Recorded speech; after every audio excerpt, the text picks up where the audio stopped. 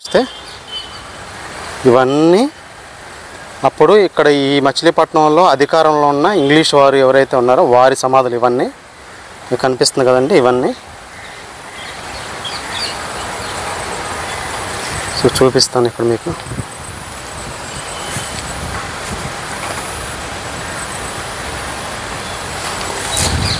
So ఇది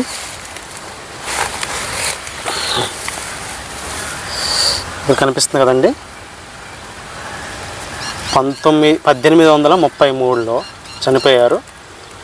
ఇది major Alexander తుల్లో.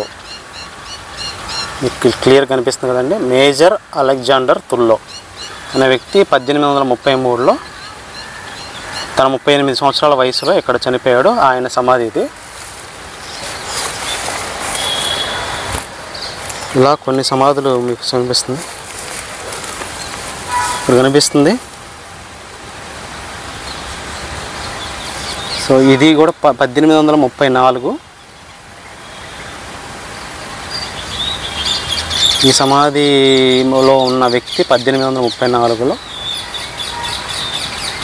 30 years age అప్పుడు చనిపోయిన వ్యక్తి సమాధి. ఇలాగా మనకి సమాధులు ఉన్నాయి. సో ఇది 1833, 50 సంవత్సరాల ఏజ్లో చనిపోయారు.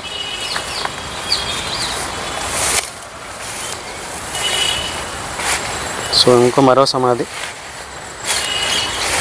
1833. సో మనకి నేమ్స్ అనేవి క్లియర్గా కనిపించట్లేదు. 1832లో చనిపోయారు ఇక్కడ పర్సన్. ఇలాగ ఈ సమాధులు అనేవి సో అప్పట్లో బ్రిటిష్ కాలంలో పోర్చుగీసు ఈ 18th century లేదా 17th centuryలో ఎవరైతే అధికారంలో ఉన్నారో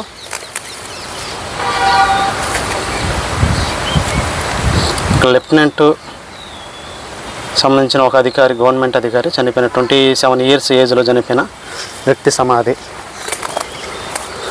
సో అప్పుడు ఇక్కడ అధికారంలో ఉన్నారు కనుక వారి మరణానంతరం వారి సమాధుల్ని ఇక్కడే ఉంచడం జరిగింది. చూడొచ్చు ఇవన్నీ సుమారు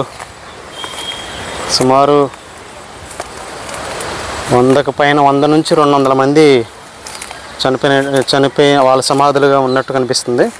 సో ఇక్కడ గమనించవచ్చు. ఇక్కడ ఐరన్ జాలీస్తో